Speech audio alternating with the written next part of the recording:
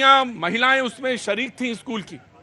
और जब वो फैसला आया मैंने भी देखा उसको। जी सर। और मैंने भी वही चीज देखी जो आप ले गए। 32 बरस के बाद वो फैसला आया। क्या वो फैसला स्वागत है जब भी आया, लेकिन वो सर जस्टिस डिलेड। मैं भी शायद उनमें से कोई जिंदा हो ना हो, सब लोग, कई लोग हैं उसमें, कई लोग हैं। 6 लोगों का तो उसमें से जो दिखाया उसमें जो फोटोज दिखा, लेकिन मुझे तो ये लगा कि जिसकी जिंदगियां बर्बाद हुई, बिल्कुल सर, वो उनके साथ न्याय नहीं होगा कि अगर 32 साल में आप फैसला दे रहे। जी मैं आया। बेटा कहाँ से आना हुआ? मैं अयोध्या से हूँ, पर मेरे, अरे तुम वही तो हो। अरे कितने दिनों बाद आई? बहुत दिन के बाद आई हूँ मैं। हाँ हाँ, अब मेरा भी उम्र हो रही धीरे धीरे, तो पहचान नहीं पाते। तो कहते हो बहुत दिन के बाद आया करो, डेली डेली ना आया करो। अच्छा, डेली डेली ना आया करो, इसलिए कहते हैं काम धंधे का काम आम भी होता है ना, इसलिए रोज नहीं बुलाते कि रोज यहीं आ जाओ, है ना। टाइम ही नहीं है क्योंकि जॉब करते हैं ना, तो डेली थोड़ी नहीं आ सकते।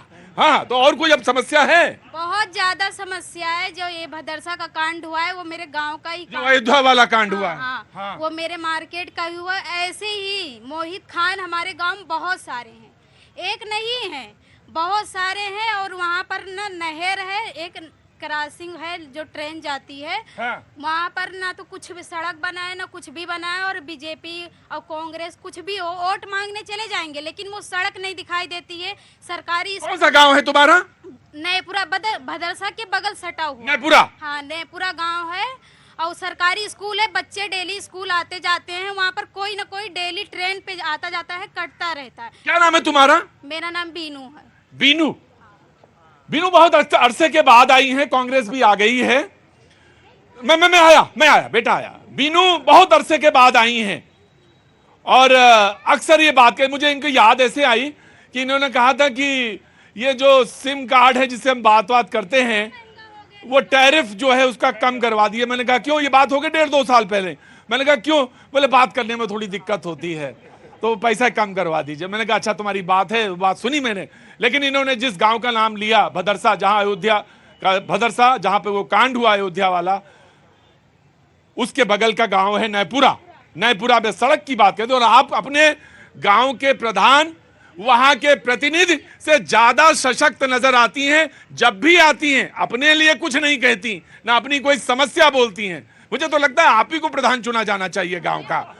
और बिल्कुल हाँ जी, मंत्री जी से ये कहना चाहती हूँ कि आप ना मुझे रख लो, सरकार तुम्हारा, दिमाग मेरा। हल्के में ना ले लेना इनको। जिसने इनको हल्के में लिया वही गया। मैंने अपने शो में इनको हमेशा ऊपर बोले, मुख्यमंत्री जी आप हमको ले लो, काम मैं करूंगी। दिमाग किसका?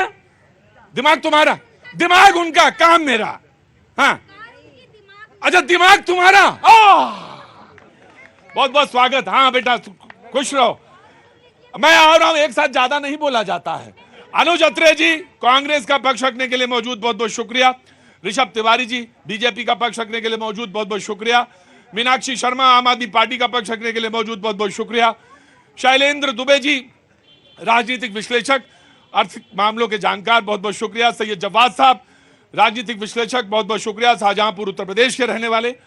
सर्वेश पाठक जी राजनीतिक विश्लेषक, बहुत बहुत शुक्रिया।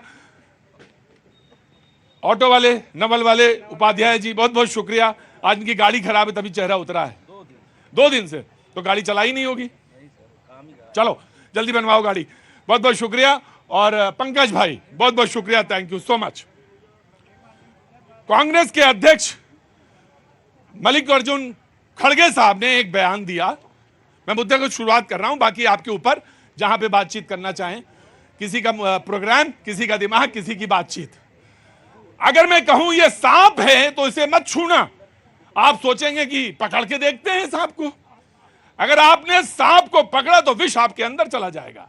अगर मैं ये कहूं कि ये विष है, ये जहर है, तो आप सोचेंगे जरा चाट कर देख लेते हैं। उसी तरह बीजेपी विष है, पॉइजन जैसी। बीजेपी को चाट कर देखने की जरूरत नहीं है, बीजेपी को निकाल कर फेंकने की जरूरत है। ये बयान खड़गे जी का। मैं इस पर कुछ नहीं टीका टिप्पणी करता, ना मैं कुछ बोलना चाहता। मैं बस ये जानना चाहता हूं कि वाई अत्रे जी बड़े अरसे से जानता हूं, सांप और विष क्यों आखिर कहा बीजेपी को? देखिए, सांप और विष से हर आदमी बच के चलता है, क्योंकि पता है कि सांप जब डसेगा तो वो कहीं ना कहीं आदमी बचेगा नहीं। जहर है उसका, जहरीला है। जहरीला तो बीजेपी जहरीली है। जो समाज में विष फैलाए, जो समाज में नफरत घोलने का काम करे, आप उसको क्या कहेंगे? आज इस देश की हालात इन 10 वर्षों में आप बता दीजिए प्रतीक जी, अपने दिल पे हाथ रख के बता दीजिए, जो हालात, जो देश का माहौल, जो हमारा भाईचारा बीते 10-15 वर्षों पहले था, क्या आज वो है देश में माहौल? आज क्या वजह हो रही है कि देश का भाईचारा बिल्कुल खत्म होता जा रहा है, नफरत भरा माहौल पैदा किया जा रहा है? ये इसके पीछे कौन ऐसी ताकत आ गई है? कौन ऐसे विषैले लोग आ गए हैं कि जो भाई को भाई से लड़ाने का काम कर रहे हैं? कौन ऐसे लोग आ रहे हैं जो संविधान को जो है खतरे में डाल रहे हैं? अभी एक ताजा उदाहरण देखने को मिला है जिसमें इनको बैकफुट पे आना पड़ा। बीजेपी कहती है इतने 10 सालों में तो कोई दंगे नहीं हुए, 15 सालों में तो कोई दंगे नहीं हुए इधर। दंगे जो खुद दंगाई हैं, जो दंगे। अब मैं ये जानना चाह रहा था कि आखिर क्या। सत श्री अकाल जी, किधर से आना हुआ जी? दिल्ली से। दिल्ली से। मैं आया आपके पास बातचीत कर। जी बोले जल्दी।